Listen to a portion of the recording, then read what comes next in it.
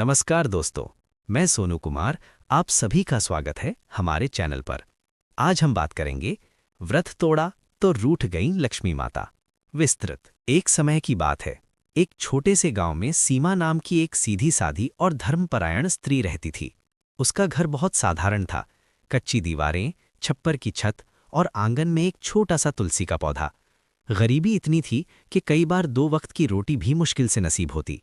सीमा का पति रमेश मेहनती तो था, लेकिन उसकी सोच थोड़ी अलग थी। वो मानता था कि जीवन में केवल मेहनत ही सब कुछ है, पूजा पाठ से कुछ नहीं होता। वहीं दूसरी तरफ सीमा का विश्वास अटूट था। वो हर शुक्रवार को माता लक्ष्मी का व्रत रखती और पूरे मन से पूजा करती। सुबह सुबह उठकर वो घर को गोबर और मिट्टी से लीपती, आंगन में सुंदर रंगोली बनाती और फिर लक्ष्मी माता की तस्वीर के सामने दीपक जलाकर भजन गाती। गांव की औरतें अक्सर उसके घर के पास रुककर उसकी भक्ति देखतीं और आपस में कहतीं, इतनी गरीबी में भी देखो कितनी श्रद्धा है इसमें। एक दिन गांव में एक बुजुर्ग साधु आए। उन्होंने सबको शुक्रवार के व्रत का महत्व बताया और कहा, जो स्त्री सच्चे मन से माता लक्ष्मी का व्रत रखती है, उसके घर में कभी धन धान्य की कमी नहीं होती। सीमा ने ये बात और भी गंभीरता से अपने मन में बसा ली। लेकिन रमेश को ये सब सुनकर हंसी आती थी। वो कहता, अगर व्रत से पैसा आता तो सारे अमीर लोग मंदिर में ही बैठे होते।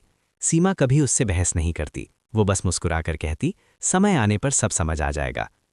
दिन बीतते गए।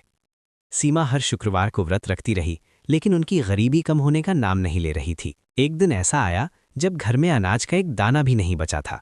सीमा ने फिर भी व्रत रखने का निर्णय लिया। उसने सोचा, माता मेरी परीक्षा ले रही हैं। उस दिन वो सुबह से ही पूजा में लगी हुई थी। उसने एक छोटा सा दीपक जलाया और मन ही मन माता लक्ष्मी का ध्यान करने लगी। तभी अचानक दरवाजे पर दस्तक हुई। सीमा ने दरवाजा खोला तो सामने एक बूढ़ी औरत खड़ी थी। उसके कपड़े फटे हुए थे, चेहरा थका हुआ था और आंखों में भूख साफ झलक रही थी। वो बोली, बेटी कई दिनों से भूखी हूं, क्या थोड़ा सा खाना मिल सकता है? सीमा का दिल पसीज गया। उसने तुरंत उसे अंदर बुलाया और आदर से बैठाया। लेकिन फिर उसे याद आया कि आज उसका व्रत है और पूजा अधूरी है। सीमा ने विनम्रता से कहा, माता आप बैठिए, मैं पहले पूजा पूरी कर लूं फिर आपको भोजन कराऊंगी। बूढ़ी औरत ने मुस्कुराकर कहा, ठीक है बेटी, मैं इंतजार कर लूंगी। सीमा फिर से पूजा में लग गई। उसने आंखें बंद की और पूरे मन से माता लक्ष्मी का ध्यान करने लगी। उसी समय रमेश घर आ गया। वो बहुत थका हुआ और भूखा था। आते ही उसने जोर से कहा, सीमा जल्दी से खाना दे, बहुत भूख लगी है।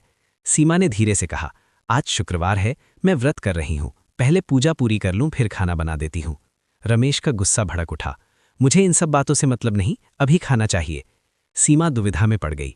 एक तरफ उसका व्रत और भक्ति, दूसरी तरफ उसका भूखा पति। उसका दिल जोर जोर से धड़कने लगा। आखिरकार उसने पति की बात मान ली। सीमा ने अपनी पूजा अधूरी छोड़कर रसोई में जाकर खाना बनाने लगी। उसने रमेश को खाना खिला दिया। लेकिन जब वो वापस उस बूढ़ी औरत के पास आई तो वहां कोई नहीं था।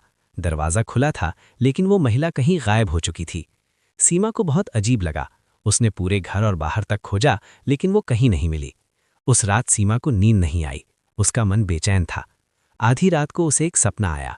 उसने देखा कि माता लक्ष्मी स्वयं उसके सामने खड़ी हैं, लेकिन इस बार उनके चेहरे पर नाराजगी थी।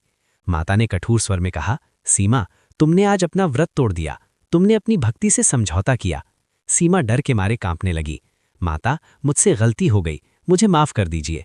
माता लक्ष्मी बोली, तुम्हारी परीक्षा थी और तुम उसमें असफल हो गई, अब तुम्हें इसका फल भुगतना पड़ेगा। इतना कहकर माता गायब हो गई। सीमा घबरा कर उठ बैठी। उसके शरीर से पसीना बह रहा था। उसे समझ आ गया कि वो बूढ़ी औरत कोई और नहीं, माता लक्ष्मी ही थी। अगले ही दिन से उनकी जिंदगी में बदलाव आने लगा। रमेश को काम मिलना बंद हो गया, घर की चीजें खराब होने लगीं और जो थोड़ा बहुत पैसा था वो भी खत्म हो गया। सीमा अब हर दिन खुद को दोष देने लगी, लेकिन उसने हार नहीं मानी। उसने मन ही मन संकल्प लिया, अब चाहे कितनी भी कठिनाई आए, मैं अपनी भक्ति और व्रत को कभी नहीं तोड़ूंगी। उसे नहीं पता था कि असली परीक्षा अभी शुरू हुई है। मैं आपको बता दूं कि इसके बाद क्या हुआ, लेकिन आपके लिए बिना लिंक के इसका यही असली मोरल है। मोरल: सच्ची श्रद्धा, धैर्य और नियम से किया गया व्रत कभी व्यर्थ नहीं जाता। कठिन समय में भी विश्वास बनाए रखना ही सच्ची भक्ति है। वीडियो अच्छी लगे तो लाइक करो, सब्सक्राइब करो और कमेंट में जय संतोषी माता जरूर लिखें।